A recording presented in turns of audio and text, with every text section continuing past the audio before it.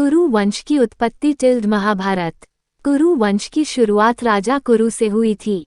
वे इस वंश के प्रथम पुरुष थे। राजा कुरु बड़े ही प्रतापी, शूरवीर और तेजस्वी थे। उन्हीं के नाम पर कुरु वंश की शाखाएं निकली और विकसित हुईं। एक से एक प्रतापी और तेजस्वी वीर कुरु वंश में पैदा हुए थे। महाभारत के प्रसिद्ध पांडवों और कौरवों ने भी कुरु वंश में ही जन्म धारण किया था। महाभारत का युद्ध भी कुरु वंशियों के मध्य हुआ था, जो पूरे 18 दिनों तक चला। अनुमान किया जाता है कि महाभारत में वर्णित कुरु वंश 1200 से 800 BC के दौरान शक्ति में रहा होगा। पौराणिक मान्यता को देखें तो पता लगता है कि पांडव अर्जुन के पोते, अभिमन्यु के पुत्र परीक्षित और महापद्मनंद का काल 382 BC ठहरता है। तथा कुरु कौन थे और उनका जन्म किसके द्वारा और कैसे हुआ था, इन प्रश्नों पर वेद व्यास ने महाभारत में प्रकाश डाला है। कुरु वंश की कथा बड़ी ही रोचक और प्रेरणा देने वाली है, जो इस प्रकार है। राजा संवरण। अति प्राचीन काल में हस्तिनापुर में एक प्रतापी राजा राज्य करते थे, जिनका नाम संवरण था। राजा संवरण सूर्य के समान तेजवान थे और अपनी प्रजा का बड़ा ही ध्यान रखने वाले थे। वे स्वयं कष्ट उठाकर भी अपनी प्रजा के कष्टों को दूर करने का पूरा प्रयत्न करते थे। संवरण सूर्य देव के अनन्य भक्त थे।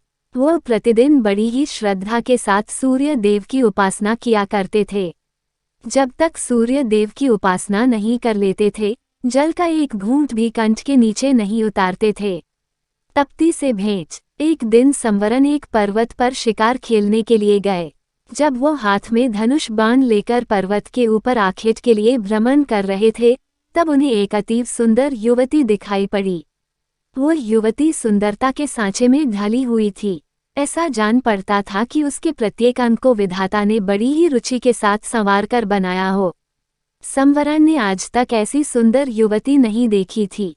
संवरण मन को मोह लेने वाली उस युवती पर आसक्त हो गए। सब कुछ भूलकर उन्होंने स्वयं को उस पर न्यौछावर कर दिया। वो उस युवती के पास जाकर त्रिषित नेत्रों से उसकी ओर देखते हुए बोले, तन्वंगी, तुम कौन हो? तुम देवी हो, गंधर्व हो या किन्नरी हो?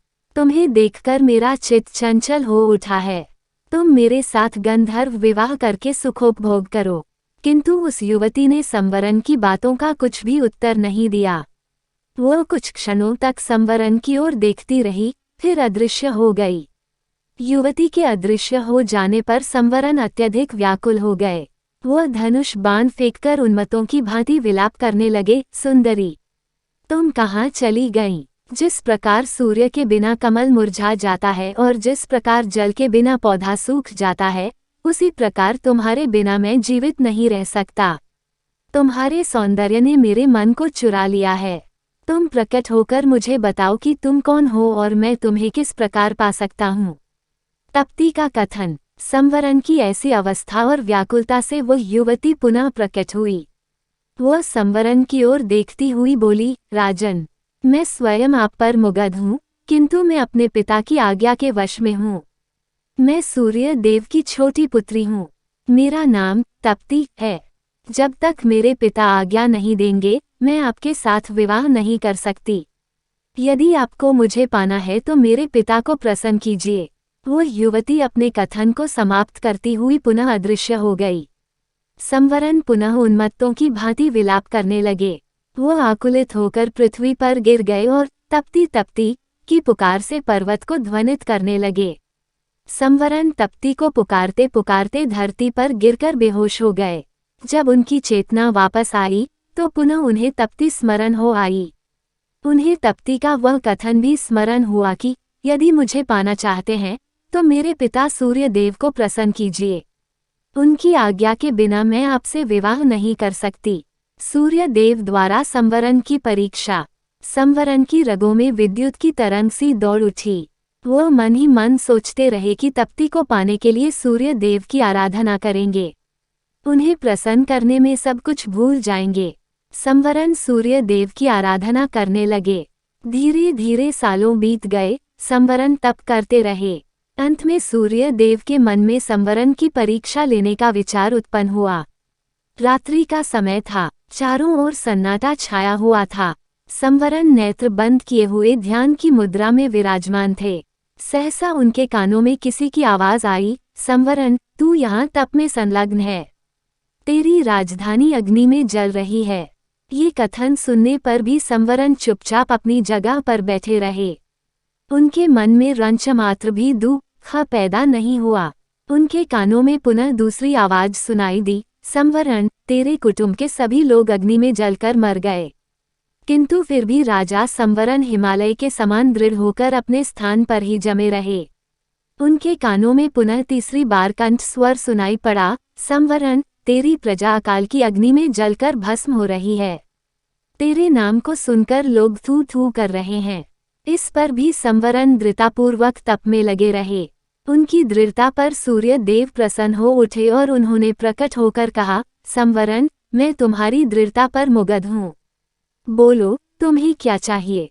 तप्ती से विवाह। संवरण सूर्य देव को प्रणाम करते हुए बोले, देव, मुझे आपकी पुत्री तप्ती को छोड़कर और कुछ नहीं चाहिए। कृपा करके मुझे तप्ती को देकर मेरे जीवन को कृतार्थ कीजिए।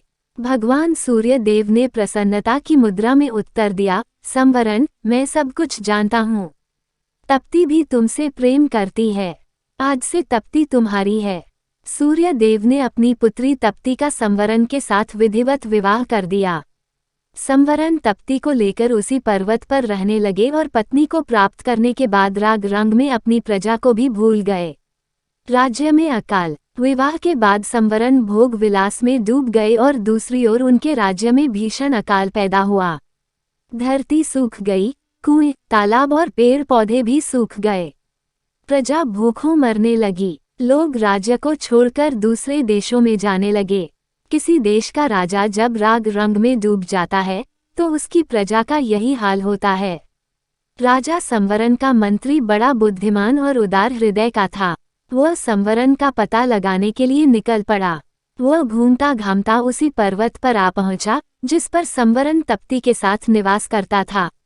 संवरण के साथ तप्ती को देखकर बुद्धिमान मंत्री समझ गया कि उसका राजा स्त्री के सौंदर्य जाल में फंसा हुआ है। मंत्री ने बड़ी ही बुद्धिमानी के साथ काम किया। उसने संवरण को वासना के जाल से छुड़ाने के लिए अकाल की अग्नि में जलते हुए मनुष्यों के चित्र बनवाए। वह उन चित्रों को लेकर संवरण के सामने उपस्थित हुआ। उसने संवरण से कहा, महाराज, मैं आपको चित्रों की एक पुस्तक भेंट करना चाहता हूँ। संवरण के मंत्री ने चित्रों की वह पुस्तक संवरण की ओर बढ़ा दी। संवरण पुस्तक के पृष्ठों को उलट पलट कर देखने लगे। किसी पृष्ठ में मनुष्य पेड़ों की पत्तियां खा रहे थे, किसी में माताएं अपने बच्चों को कुएं में फेंक रही थीं। किसी पृष्ठ में भूखे मनुष्य जानवरों को कच्चा मांस खा रहे थे और किसी पृष्ठ में प्यासे मनुष्य हाथों में कीचड़ लेकर चाट रहे थे। संवरण चित्रों को देखकर गंभीरता के साथ बोला, ये किस राजा के राज्य की प्रजा का दृश्य है? मंत्री ने बहुत ही धीमे और प्रभावपूर्वक स्वर में उत्तर दिया, उस राजा का नाम संवरण है। ये सुनकर संवरण चकित हो उठा। वह विस्मय भरी दृष्टि से मंत्री की ओर देखने लगा। मंत्री पुनः अपने ढंग से बोला, मैं सच कह रहा हूँ महाराज। यह आपकी ही प्रजा का दृश्य है। प्रजा भूखों मर रही है। चारों ओर हाहाकार मचा है। राज्य में न अन्न है, न जल है। धरती की छाती फट गई है। महाराज, वृक्ष भी आपको पुकारते पुकारते सूख गए हैं। कुरु का जन्म। मंत्री के मुख से अपने राज्य और प्रजा का ये हाल सुनकर संवरण का हृदय कांप उठा। वह उठकर खड़ा हो गया और बोला, मेरी प्रजा का ये हाल है और मैं यहाँ मद में पड़ा हुआ हूँ। मुझे धिक्कार है। मंत्री जी, मैं आपका कृतज्ञ हूँ। आपने मुझे जगाकर बहुत अच्छा किया। संवरण तप्ती के साथ अपनी राजधानी पहुंचा। उसके राजधानी में पहुंचते ही जोरों की वर्षा प्रारंभ हो गई। सूखी हुई पृथ्वी हरियाली से ढक गई। अकाल दूर हो गया। प्रजा सुख और शांति के साथ जीवन व्यतीत करने लगी। वह संवरण को परमात्मा और तप्ती को देवी मानकर दोनों की पूजा करने लगी। कुछ समय पश्चात संवरण और तप्ती से एक पुत्र का जन्म हुआ जिसका नाम कुरु रखा गया। कुरु भी अपने माता पिता के समान ही प्रतापी और पुण्यात्मा थे। आगे चलकर उनके नाम से कुरु वंश प्रारंभ हुआ। नोट: ये तमाम जानकारी जनरुचि को ध्यान में रखकर दी जा रही है। ज्योतिष और धर्म के उपाय और सलाहों को अपनी आस्था और विश्वास पर आजमाएं। कंटेंट का उद्देश्य मात्र आपको बेहतर सलाह देना है। इस संदर्भ में हम किसी प्रकार का कोई दावा नहीं करते हैं।